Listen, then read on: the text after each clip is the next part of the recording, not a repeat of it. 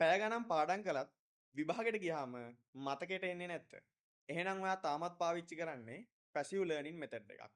මං අද ඔයාලට කියලා දෙනවා ලෝකේ ඉන්න වැඩ පාවිච්චි කරන බ්ලර්ටිං මෙතඩ් එක ගැන. මේකෙදි ප්‍රධාන වශයෙන් පියවර 3ක් තියෙනවා. පළවෙනි පියවර විදිහට ඔයා කරන්න ඕනේ ඔයාට පාඩම් කරන්න ඕන කොටස විනාඩි 5ක් 10ක් වගේ ඔයාට අවශ්‍ය තරම් කාලයක් අරන් කියව ගන්න එක. මේ කොටස ලේසි වෙන තරමට අපිට පාඩම් කරන වැඩේ ලේසි වෙනවා. පියවර අංක 2. ඔයා අර කියවගත්ත කොටස පොත බලන්න නැතුව මතකකින් කොලයකින් ලියන්න පටන් ගන්න. ඊට පස්සේ පියවර අංක 3 විදිහට අපිට කරන්න තියෙන්නේ ඒ මතකෙන් ලියපු දේ මොනවා හරි මග ඇවිච්ච තැන් ඒ වගේ දේවල් තියෙනවා නම් ආයෙත් බලලා වෙන පාට පෑනකින් ලියන එක. එතකොට අපේ මොලේ කරන්නේ අර අමතක වෙච්ච දේවල් වැඩිපුර මතක තියාගන්න එක. මේකට කියන්නේ බ්ලර්ටිං මෙතඩ් එක කියලා.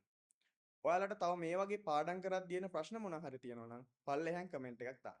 මම මේ හැම එකටම උදව් කරන්නම්. මම නිර්මාන් හල්පිට.